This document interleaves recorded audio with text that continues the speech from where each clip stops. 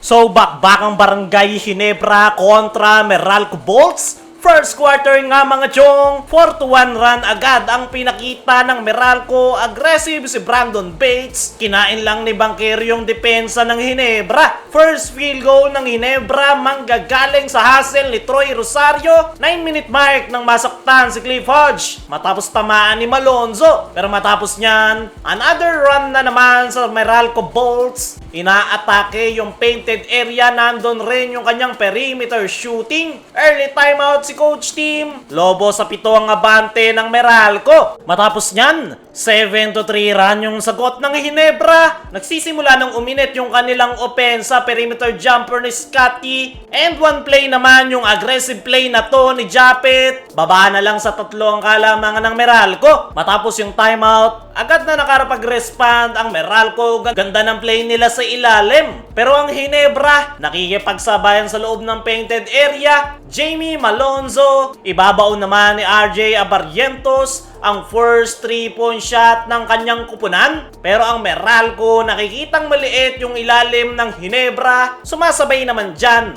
etong si Troy Rosario, tip into the basket. Natapos ang first quarter, tabla tayo sa 17. Pagpasok ng second quarter, mainit na Meralco Bolts ang nagpakita. 4 straight points agad. Etong si CJ Cancino, atake to the basket. Butas ang depensa ng Ginebra. Nagkakapisikala na ang dalawang kupunan. Talagang inaatake ng Meralco yung painted area. Kaya naman napatawag ng timeout si Coach Team. 6-point lead para sa Meralco. Pero hindi nga nagtagal yung kalamangan na yan ng Meralco matapos magpaulam ng dalawang sunod na 3-point shot ni RJ Abarrientos. Susubukang putulin ni Newsam yung may init na opensa ng Ginebra. Pero etong si Troy Rosario, grabe yung hustle sa loob ng painted area. Pagbabaon na rin si Scotty ng kanyang first 3-point shot of the game. Binuenas pa si Japet, sa kanya bumagsak ang bola, easy 2. Kaya naman ganun-ganun lang.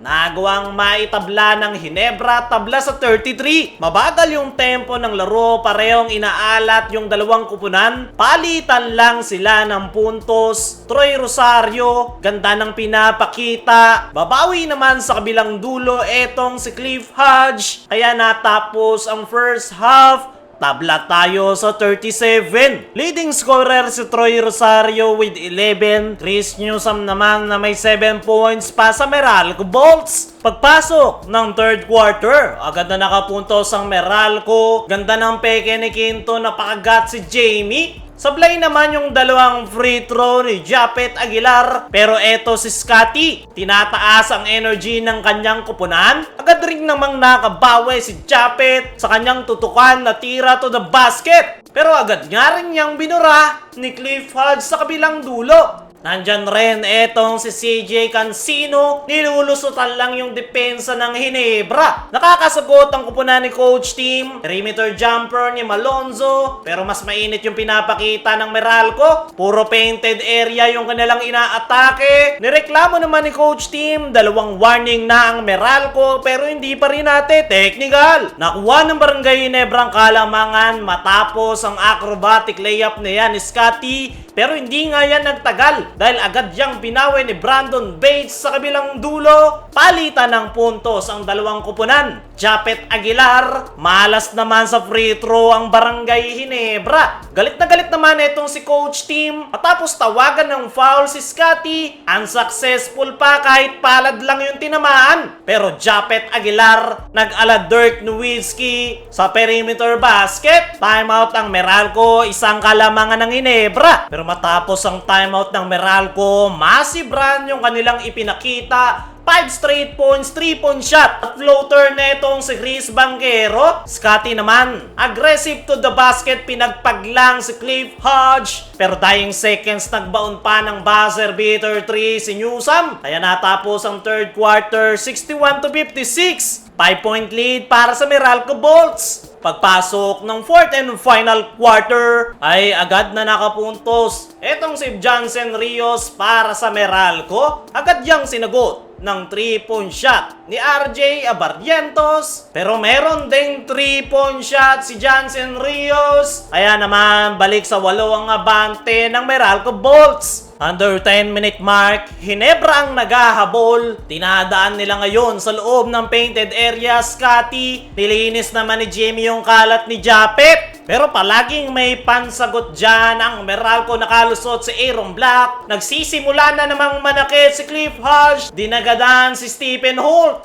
4-minute mark. Nang magsimulang mabuhayan ang Hinebra, pinagpaglang ni Malonzo yung depensa. Ganun rin si Scotty Thompson para itabla ang scoring pair pamatay sunog etong si Cliff Hodge at Bong Quinto. At ganun-ganun lang, Meralco ang nakakuha ng panalo.